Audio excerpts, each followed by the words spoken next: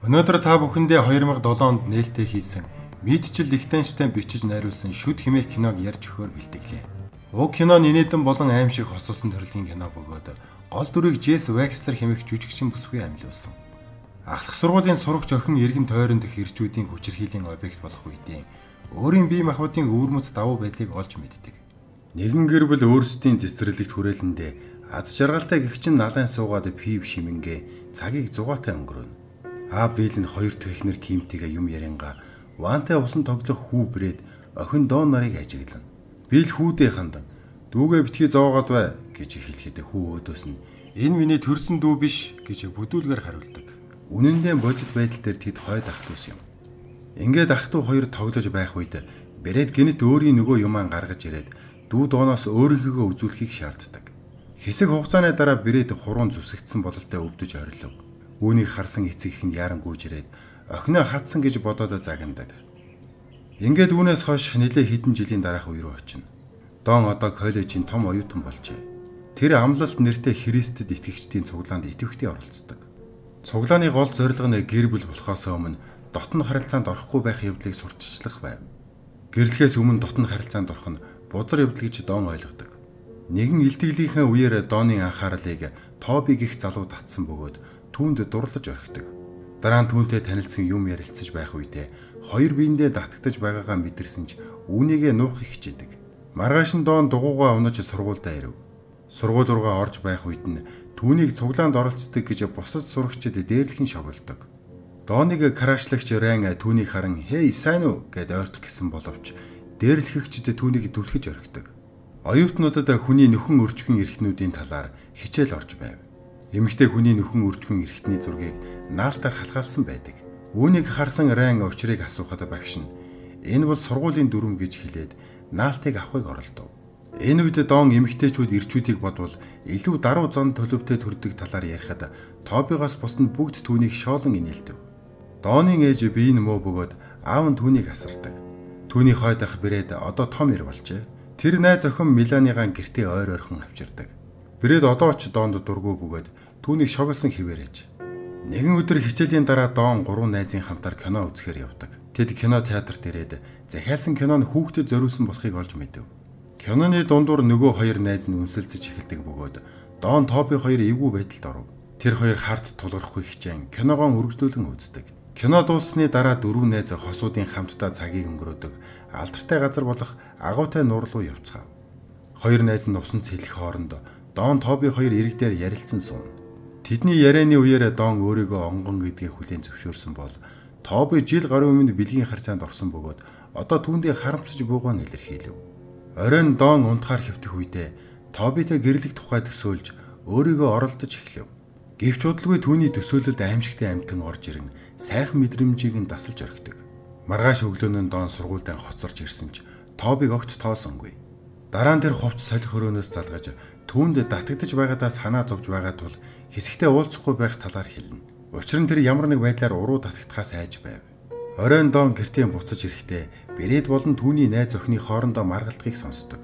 Меланиг явсны дараа Дон хойд ахынхаа өрөөнд орж түүнтэй ярилцав. Тэр хоорондоо учраа олон жинхэнэ ах эгчийг амьдрахыг хүсэж байгаагаа хэлдэг. Гэвч Брэд түүнийг бүдүүлгээр шоолж тэнэг гэж дууддаг. Тэр ч байтугай түүнийг өөртөөгөө унтах талаар асууснаа нь Доныг жигшин зэвүүцэхэд хүргэж тэр уурлан гарч явдаг. Үүний дараа тэрээр хосуудын нууранд очин Тобиэр уцтаж эрхийг хүсдэг. Тэр хоёр нуур руу өсрөн бие биенээ үнсэж эхлэв. Дараа нь тэд дулаацахын тулд агуурыг сэлж дотн байдлаа үргэлжлүүлв.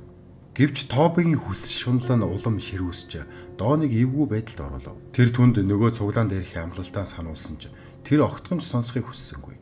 Тобигийн түрэмгийлэл ихсхийн хэрээр тэдний хооронд тэмцэл өрнөж хоёулаа бие биенээ дүлхэж эхлэв. Харамсалтай нь Дон санамсргүйгээр дагзаараа газар мөргөж ухаан алдана. Тоби боломжийг ашиглан түүнд хүч хэрэглэж эхэлдэг. Удалгүй Дон сэрээд эсэргүүцэх үед Тоби гинт чангаар явлан орилов. Аимшигтай Дон Тобигийн нууц хэрэгтний хазуулан тасарч унсан байхыг анзаарав. Шоконд орсон Тоби хөл алдан усанд унаж Дон айсандаа хэргийн газраас зүгтв. Маргааш нь Дон Христэд итгэгчдийн цуглаанд богино илтгэл тавихаар тэмлэгдсэн боловч өчигдрийн явдлаас болж урдных шигээ ярьж чадахгүй байв. Дараа нь Рэн түүнд ойртон яриа өрнүүлж эцэст нь түүнийг гэрт нь хүргэж өгөхийг санал болгов. Замдаа тэрээр болзоонд явахыг өрсөн ч Дон сэтгэл санааны байдал нь докторгүй байгаа тул татгалздаг. Ингээд байнгын сэтгэл санааны төгшүүртэй хэвийн бус байдлаасаа салж чадахгүй байсан тул нуур руу буцаж очихоор шийддэг. Дон агуурыг сэлж явахдаа Тобигийн дасарсан эрхнийг ториод шавжнууд бөөгнөрсөн байхыг хараад дотор нь эвгүйцэв. Одоо тэр өөрийгөө ариун биш болсон гэж үзээд бэлэгдлийн бөгжин ус руу хаядаг. Дон гэртээ буцаж ирээд тухайн үйл явдлыг хэрхэн болсон талаар гайхан судлахаар шийддэг. Тэрээр нөхөн өрчгөн эрхнүүд болон тэдгээрийн гадаад төрөх байдлын талаар юу ч мэдэхгүй тул биологийн номоо гаргаж ирэн наалтыг нь авч үзв. Үнэхээр түүний хэвнээс өөр байгааг мэдээд гайхаж орхив. Дон энэ талаар илүү их мэдхийн тулд интернет ашиглаж эхлэв. Хэд хэдэн хайлт хийсний дараа тэрээр нууц эрхтэн нь дотор нь шүд ургасан ямар нэг өвчин туснаа олж мэдэв. Үүнд санаа зовсон тэр доктор Готфри хэмээх эмэгтэйчүүдийн эмчид цаг өвөн үзүүлэхээр тохирдог. Дон эмэгтэйчүүдийн эмчдэр анх удаа очиж байгаа тул нэлээд эмзэг байлаа. Үүнийг анзаарсан доктор Готфри үзлэг хийх нэрэлээр түүнийг оролдож эхэлдэг. Тэрээр бэлэж өмсөлгүй түүнийх рүү гараан хийв. Гэвч удалгүй сандран орилж эхэллээ. Дон хариу үйлдэл үзүүлснээр түүний доодох шүд нь эмчийн баруун гарын дөрвөн хурууг тас хатсан тэр байв. Дон ч сандран зүгтэн гарав. Гэрлүүгээ яаран дугуйгаан жийж байтал хажуугаар цагдаагийн хид хідэн машин өнгөрч Тобигийн машиныг хин нэгэн жолоодож байгааг анзаарав. Сонирхон гайхсан Дон асуудлыг шалгахаар нөгөө нуур руу эргэв. Тэнд очиход цагдаа болон шумбагчид Тобигийн амьгүй биеийг уснаас гаргаж байв. Энэ явдал Доныг зочирдуулж түүний өвхөлд өөрийгөө буруутгаж эхэлдэг. Тэгээд гэртээ буцаж ирэхэд түүнийг өөр нэгэн асуудал өгтөж авлаа. Түүний өвчтөе ээж нь газар хөвтөж байх ба ах брэд нь түүний найз бүсгүй Меланитайгаа цаанаа бэлгийн харьцаанд орж байв. Дон 911 руу яаран залгаж ээжигийн эмнэлэгт хүргэв. Нойргоо сахиж хонсон тэрээр хэсэг зур дуу хийж байгаад сэрэхэд аав нь түүнийг жаахан амраад ир хэмээн гэрлүүн явуулдаг. Гэртээ ирэхэд ах брэд нь дахин найз бүсгүйтэйгээ маргалдаж байв. Хит их сэтгэлээр унаж тайтгал хэрэгтэй болсон Дон Райны гэрлөө уйлан очдог. Тэрээр би хоёр хүний амьд хүрэх шахсан учраас цагдаад очин хэрэгэн хүлээх ёстой гэж хэлв. Мөн тэр доодох шүднүүдийн талаар хэлсэн боловч Райн түүний юу ирээд байгааг сайн ойлгохгүй байв. Түүнийг стресст орж ядарсан гэж бодоод халуун ванд орж амархыг зөвлөн тайвшруулах юм өгөв. Дон усанд орж байх хооронд Райн үчийг зугаатай өнгөрүүлэхийн тулд өрөөндөө лаа хасан гормонтог орчин бэлдэж лонх дарс хундаг бэлдэв. Хэдэн хормын дараа Дон ванаас гарч ирээд хувцсан хайн цагдаагийн газар руу явах ёстой гэв. Гэсэн хэдий ч түүний уусан эмний нөлөөгөөр түүний бие нь сулран тайвширч байв. Райн түүний сул дорой байгааг хэлэн хэсэг хугацаанд амарч цагдаагийн хилцсүү маргааш очих хэрэгтэй гэж ятгав. Удалгүй Доныг хажуудаа хэвтүүлэн хурж эхэлдэг. Энэ удаад харин Донд таалагдж байв. Энэ бүхнээс таашаал авч байгаа бололтой түүнтэй унтахад бэлэн байв. Гэвч нөгөө шүднүүд нь түүнийхийг бас тас хадчихвээ гэхээс имэж байлаа. Сэтгэл төгссөн байдлыг нь айдсан Райн түүнээс энэ бүгдийг зогсоохыг хүсэж байгаа эсхийг асуухад Дон өргөжлүүлэхийг зөвшөөрөв. Ингээд тэр хоёр дотн харилцаанд ордог. Үүний дараа Дон тайвширч өөрөө зөвшөөрсөн үед шүднүүд нь ажилдгүй болохыг ойлгов. Нөгөө талд шүүх хэмнэлгийн шинжээч нас барсан Тобигийн биеэс ховор цагаан бүтэц олжээ. Энэ нь акул эсвэл могоон шүдтэй төстэй боловч хүнээс үүсэлтэй болохыг шинжилгээгээр тогтоосон байна. Өөр нэг газар доктор Готфри дасарсан хуруунуудаа дахин залгуулах мэс засалд орж байна. Мэс засалч түүнээс энэ осол хэрхэн болсон талаар асуусан боловч тэрээр ямар ч мэдээлэл өгөхөөс татгалздаг. Маргааш өглөөн нь Райн Дон хоёр дахин нэг удаа дотнон харилцаанд орж байв. Яг энэ үеэр Райн нэг найзаасаа дуудлага хүлээн авдаг. "Хей лүүсэр, энэ хоолойг таньж байна уу?" гэд Доныг үг хэлхийг хүсв.